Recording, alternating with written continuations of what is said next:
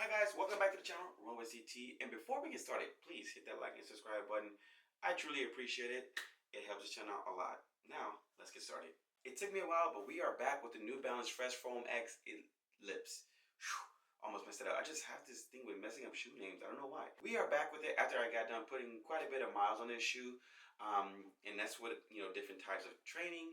And of course, I'm going to get more into that. But first, let's get to the specs. We have a 37.9 millimeter in the heel with a 29.9 millimeter in the forefoot with an 8 millimeter drop. My shoe is a 10 and a half. So I think mine is probably also like a, 10 grams. No, not 10 grams, oh my God, 10 ounces or a little heavier than that. But now we get into the features of the shoe. We got the Fresh Foam X. Of course, this is something that a lot of us are, or many people who've been running in New Balance shoes, they probably know that too, that this foam has been around for a really long time. And it's basically the type of foam you see when New Balance put it on their shoes that's, they're comfortable shoes. So it's definitely being tweaked across the different types of shoes they use this foam on. And I'm actually glad that it's still here to stick around. I don't think this needs to be like super changed or changed in such a crazy way that it's just, not serving the purpose that it was intended to do. And basically this type of foam is the type of foam that you see on their shoes that put comfort over performance. Now, it doesn't mean the shoe can't perform, because it definitely can. It's definitely not your highest performing shoe at all, but it's the type of shoe that if you want to get a little bit out of it, you can, but at the same time, you're still comfortable while doing it.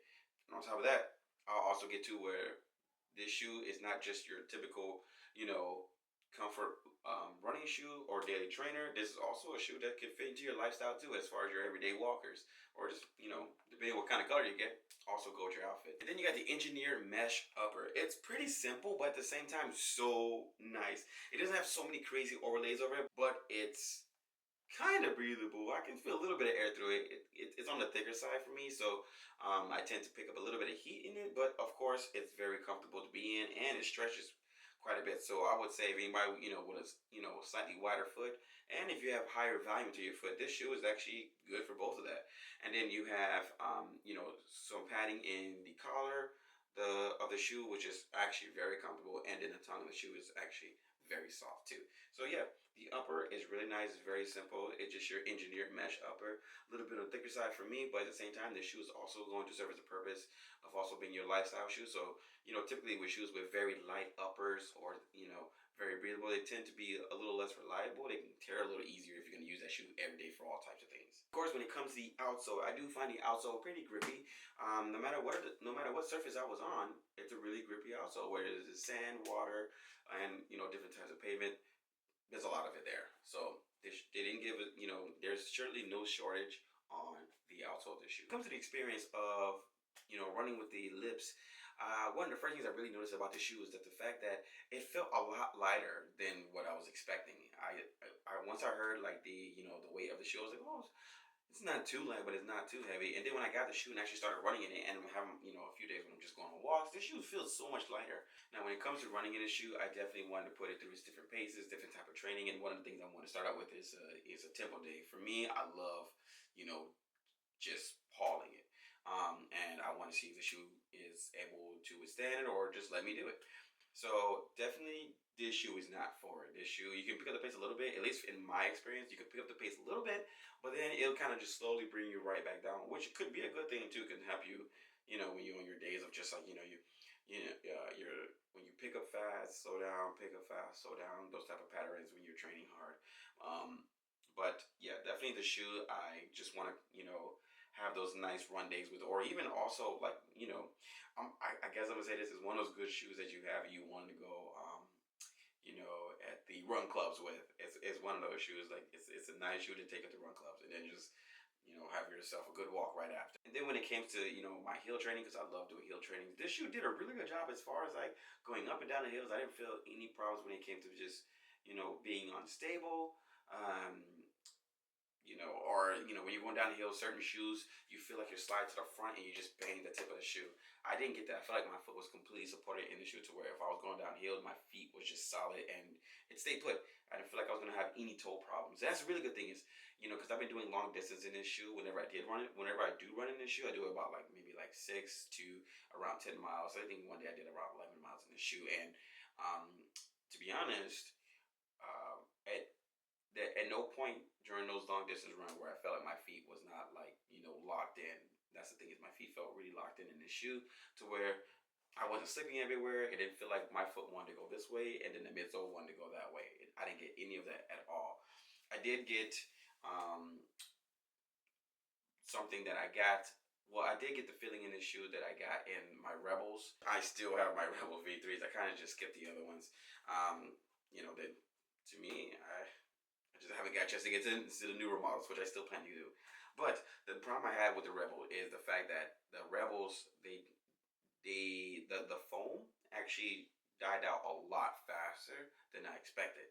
And especially if I'm on a long distance, like if I go any further with the shoe, I did start to feel that the front of the shoe started to get flat and not really come back and supporting it.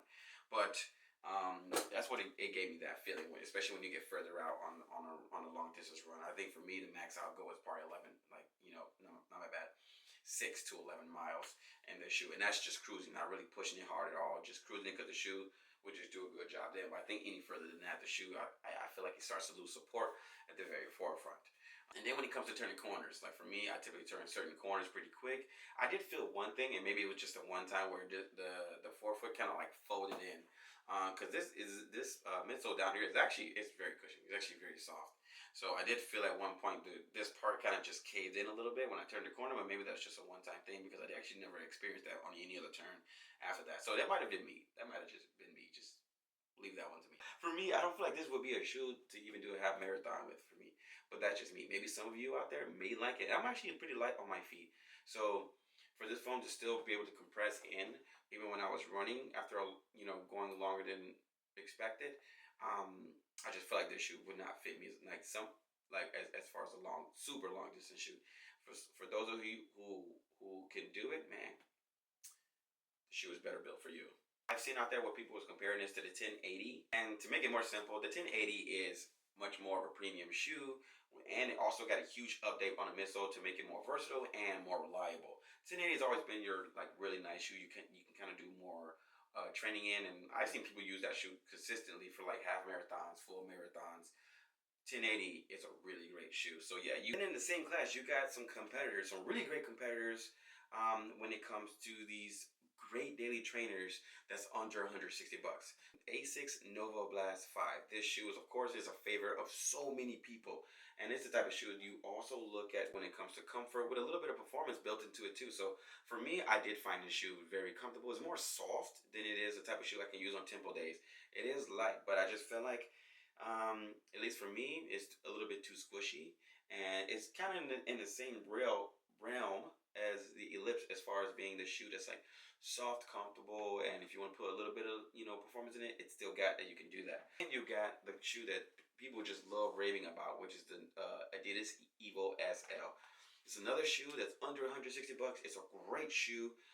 It's extremely light, and it's just fast and fun with a little bit of comfort to it. So you still can. I guess some people are using this shoe too. This is another shoe that you can also consider as a lifestyle shoe.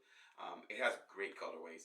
For me, I really can't use this as a lifestyle shoe. It doesn't make me feel like I want to walk all day in this shoe. As soon as I put the shoe on, I want to go running. And I have a lot of fun in this shoe. This is a great shoe. One more shoe, and that is the Saucony Azura. Azura. I keep getting that name wrong for the shoe too. So I haven't done a review on this yet, because I've only put a few miles, and of course that's going to come soon. But this shoe I also find to be more compared with the Evo SL. I find it to be a really fun shoe. You can do your up-tempo days in it. It does have a little bit of comfort in it, but it's a little bit more of a slightly firmer ride compared to these shoes. So this feels just as fun, at least for me, as the Evo SL, to where like I actually like using this a bit longer. I actually like using this shoe more when it comes to much longer distance run. That's when I'm doing like 13 miles plus compared to the Evo SL. The Evo SL is nice, but I think I also messed up because I should have got a half size up, but I got like, my actual size, and I realized when I go to long distance, my toes are banging at the front of the shoe. It does not feel great, and I can't wait to get back home.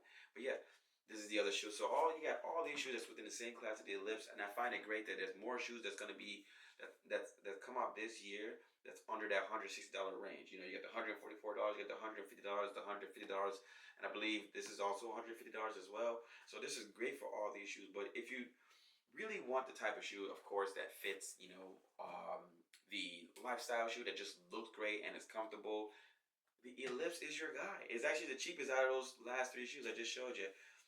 Also, when it comes to fitment, I there's a lot of people who say that it's true to size. For me, I tend to get like always a half size up, and maybe because my feet is weird, I need every shoe now. I need to go half size up, and I always realize that dang, I actually did a really good job getting the half size up because when I'm on those runs, of course my feet swell up, and I need that extra room. So yeah, if it's true to size for you, it may work for you. I would say just go try out the shoe and see if it works. But yeah, the fitment is great. It's definitely a shoe it's for me. I find that I think anyone, if you have a wide foot, high arch, no arch, low arch, you can put the shoe on and still go on about your day. I think it goes for everyone. Now that wraps it up about the New Balance Fresh Foam X Ellipse. Thanks for watching, and I'll catch you guys in the next one.